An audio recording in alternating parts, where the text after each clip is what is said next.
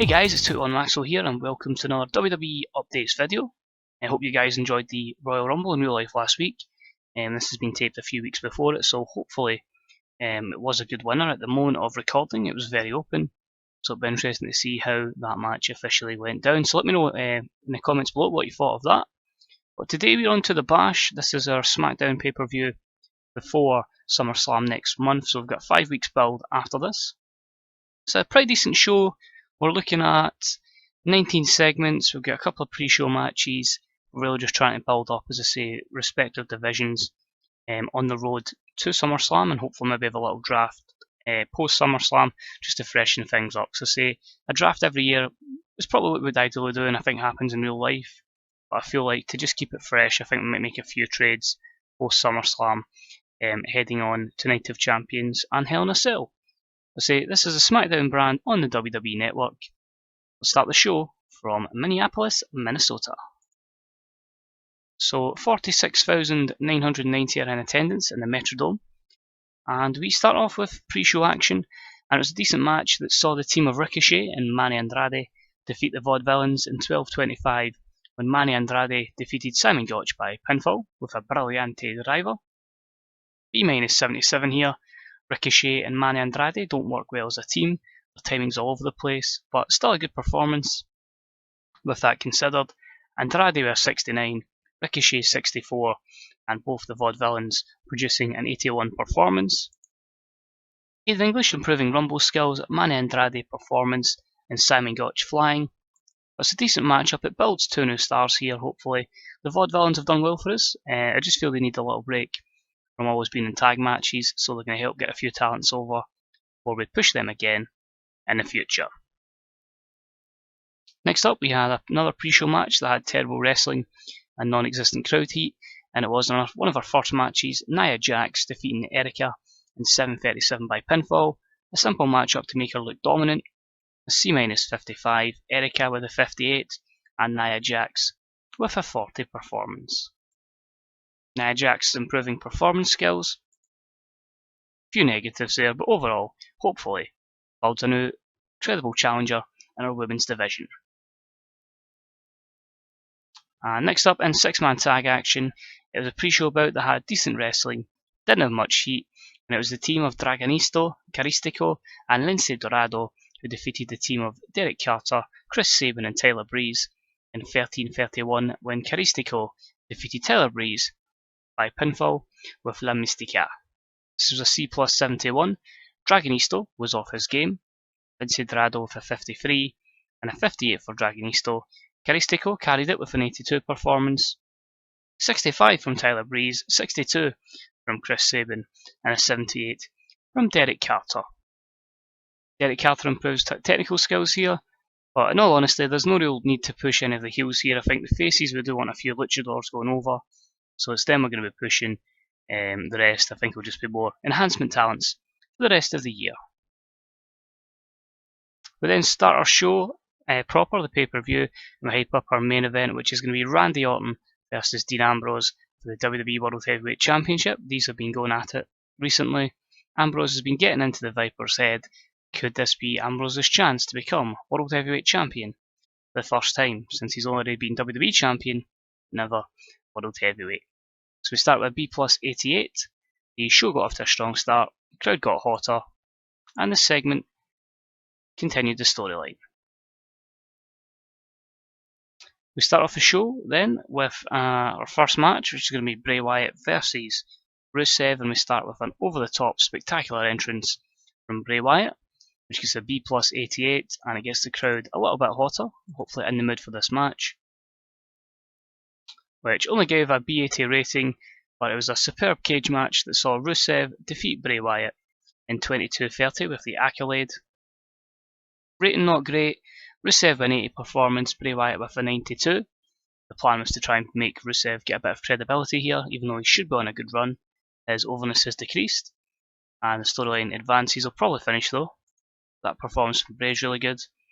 Rusev improves Rumble skills, and I say maybe the storyline isn't as hot as it should be, and that's what's affected it. It's affecting a lot of my storylines, as I've said recently, but I've said that will be the end of their feud as we move them on to pastures new.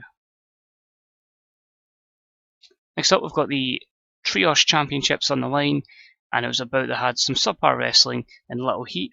That saw the team of Trevor Lee and TM61 defeat Jay Lethal in the Dynamite Express in 12:20 when Trevor Lee defeated Rich Swann by pinfall. Your new tag team Trios champions, are Trevor Lee and TM61. Jay Lethal was head and shoulders above everyone else here. C70's okay. Basically decided due to his injury and this glitch gimmick that I'm going to release Rich Swann and yeah, just put the championships on a team that maybe deserve it in TM61. Trevor Lee's not done a lot, but it means we can have heel champions in the Trios division, and we can have a lot of cruiserweights coming down and competing for this. So, okay match. C60, 62, for Shane Strickland, 50 Rich Swann, 78 Jay Lethal, 52s for TM61, 48 performance for Trevor Lee. There were no skill improvements in this instance. Negatives, quite a few there, momentums, and inconsistencies. Next up was the Cruiserweight Championship on the line, and it was a decent match that saw Will Ospreay defeat Neville in 11:19 by DQ after being attacked by a weapon. Will Ospreay makes the 5th defence of his championship because of this. A B-73, Neville with 64 performance to Ospreay's 70. Ospreay might need a change in gimmick, and he was slowed down by his injury. No improvements, a few negatives there, and hopefully again we can build Neville up as a credible challenger here and push these two basically as high as possible for the rest of the year. And after the matchup, because he's been disqualified, Neville then uses the title belt again, floors Will Ospreay, stands over him with the champion belt, signalling that he is going to be that Cruiserweight champion. So C plus 69, Neville's getting better at his gimmick, and again, the announced team affects the rating. Next up, we had the Tag Team Championships on the line, and it was about that had great wrestling and a decent reaction from the crowd that saw the American Wolves defeat the Usos in 15:30 when Davey Richards defeated Jimmy Uso by pinfall with a Tiger Bomb, and the Wolves make defense number 2 of the WWE Tag Team Championships. 81's decent, Usos with great chemistry, an 84 from Eddie Edwards, an 86 from Davey Richards, 85 from Jimmy, and 84 from Jay. Makes you think if there was a storyline behind this that it would have been really good, which is the case of our 2 best tag teams. I'm probably going to beef up the tag team division on Smackdown. 1 tag team come back from injury, 1 are going to come up from developmental. It's going to be hopefully good things for the Smackdown tag division. Negatives here, just a lack of storyline, which I think could have taken that match up to probably a B+. I wouldn't think would go as high as an A. Next up, we had a decent matchup that saw Kenny Omega defeat Rey Mysterio in 11:07 by pinfall with Croy's Wrath. C plus 69, not great, but again, just making Kenny look as credible as possible. He beats Mysterio. He has a 68 performance to Rey's 57. As I say, it's a slow build up with Kenny, but it's these kind of matchups we need to give him to get him over. And after the match, he just cuts a promo just saying he's here to show that he's going to be the breakout star of 2018. He's going to be a champion for this year is done. So B+, 85 for Kenny Omega there. Next up, it was the Women's Championship on the line, and it was the SmackDown's Women's Championship, and it saw Liv Morgan defeat Emma in 11:27 by pinfall, and Liv makes the 6th defense of her SmackDown Women's Championship title. So again, she's showing she is the heel, but she has been lucky with a lot of title defenses. She's shown today, that she can compete against the best in the company. For B78 there, Emma with a 75 performance to Liv 70. Hopefully again that'll put Liv over. No skill improvements, and a few negatives there in terms of inconsistencies in chemistry. Next up, we've got a promo from the phenomenal AJ Styles, and he's basically fed up of Zack Sabre Jr. He says this youngster has come in and he's taken the Intercontinental Championship away from AJ. He's basically just gotten away, and he wants to send him away back to the UK so AJ can continue to be the greatest Intercontinental Champion of all time. So A*99 continues the storyline, gaining it some heat. A few negatives there, the initial low heat on the storyline, despite a lot of segments being dedicated to this. And the match itself, absolutely solid. It was a good matchup that saw Zack Sabre Jr. defeat Apollo Crews, Chris Jericho, And AJ Styles when Zack Sabre Jr. defeated Apollo Crews by pinfall in 22:46 with a Tiger Suplex. Zack Sabre Jr. makes the third defence of his Intercontinental Championship. It keeps him as champion, keeps AJ looking strong as well. Jericho's the weak link there. And A90 for AJ is for the whole matchup here. Chris Jericho was visibly tired towards the end, and Apollo Crews 89, Zack Sabre Jr. for 91, Jericho with 61, and AJ Styles with 88. The storyline continues and advanced with this segment, no skill improvements. And as far as negatives goes, few there for inconsistencies and the declining physical ability of Chris Jericho and AJ Styles. Next up, we've got Big E cutting a promo for his matchup against Sami Zayn. Big E has been coming across a dominant monster here against the underdog from underground, Sami Zayn. They're looking to end this feud here with one final match. That's an A91 promo there from Big E. The storyline advances and gained a little bit of heat in this instance. The match delivered though? Done okay. It was a superb matchup that saw Sami Zayn defeat Big E in 18:47 by pinfall with a haluva kick. There was times there was a lack of psychology on display. The match drifted a little bit, but an 84 performance from Sami and 91 from Big E. Storyline advances but gains heat, as I say, it'll probably come to an end now. B plus 89 I can't argue with. No skill improvements, but again, Sami being a plucky underdog, I think if you take away the psychology, that's into the 90s, that's hopefully something we can work on with both these athletes. And after the matchup, Sami Zayn celebrates, and Big E decides, fair enough, you were the better man here, and that's an A92. So a good win there for Sami, a good close to this feud. I'm looking to turn Big E face eventually. I'm probably going to draft him back to Raw. I think I want to reunite the New Day again, just to beef up the Raw tag division, so we'll see what we'll do with Big E. But advance the storyline there, no skill improvements, minimal negatives. This leads us into our main event. The hype video only got a B plus 86, documenting the feud that we've already talked about between Dean and Randy. But the match was a blockbuster. It was an exceptional matchup that saw Dean Ambrose defeat Randy Orton in 27:41 by pinfall with a headlock driver. Dean Ambrose wins the WWE World Heavyweight title. A93 with Dean Ambrose off his game. The match deserved better announcing. Dean with a 96, Randy with a 93 performance. The storyline advanced and gained some heat. Flying improvements here for Dean Ambrose. Performance skill improvements for Randy Orton.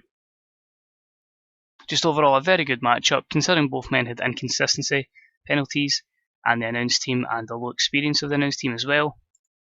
But half of that, I feel that Dean deserves a chance for the championship. Randy will probably get a few quick reigns in over the next few years to get him to that 16 championships titles reign. So I want him to match up with Cena at one point for that big battle down the line. And we finish the show. Dean Ambrose has picked up the victory and celebrates in the ring, and that's an A90 there, so that's good to see. The performance of Ambrose was fantastic. And we end the show where Dean Ambrose goes, it was a really good matchup there, I'll shake your hand, Randy. Like earlier on we had between Sami Zayn and Big E, but Randy Orton refuses and walks away. So A90, the performance was good of Ambrose, was fantastic from Randy Orton. The storyline gains a bit of heat, and Orton was a stale gimmick. But overall, we have an A92 show, so much better from Smackdown after a lot of negative shows recently, and increased their popularity in 24 regions. So a good showing there from a Smackdown brand, and I think it's going to be Dean Ambrose, Randy Orton, and Zack Sabre Jr., who all get praised for phenomenal performances. All three superstars seem absolutely pleased. So now we have a 5-week build to SummerSlam. Hopefully we can get a good show over from both Raw and SmackDown and make sure this is a blockbuster event. As I say, I'm probably going to release Rich Swann because of the situation with the glitch. Eric Perez, can we bring back Eric Escobar? Give him a push in WWE? Probably not with that overness. TNA looking to book Yoshitatsu and Kazarian against Kojima and MVP. Overall, yep, pretty happy with that. TNA did well, they had 10,000 fans, we had 46,000 and fantastic reviews, so delighted with that. And you can see here Which Underground decided to sign Jeff Cobb. I was just going to bring him in, and actually was going to send him there as part of one of their development companies. But I guess we won't bring in Montaza. Got a 42.14 television rating on the network, 6k there, and yeah, just a very good pay-per-view. So not really a lot to add. I hope you guys did enjoy the show. As I say, 5-week build to SummerSlam. If you've got any thoughts on today's show, let me know what you think. As I say, anything you would have booked better. Any people in the Smackdown brand you'd like to see get a push. Any potential trades you'd like to see in the future. Let me know as well. As I say, any comments regarding that, deeply appreciated. Any likes, shares, all that jazz. As always, just thank you for watching. Any predictions for SummerSlam, again, deeply appreciated. As I keep on enjoying the game, I know we're getting to that stage now. We do need a bit of variety in our mods now, because obviously the game's been out not over a year, just under a year. I think we're at 9 months now. So a lot of people maybe get stale with the original data. But as I say, hopefully we can keep inspiring this community. And as I say, to check out more stuff, there's a lot of mods, graphics, dynasties, just information and people discussing the games that you can find on the Grey Dog Software forums and the Fantasy Booker subreddit. So thanks as always, guys, for watching. Take it easy, and I'll see you next time for WWE SummerSlam 2018. Bye bye.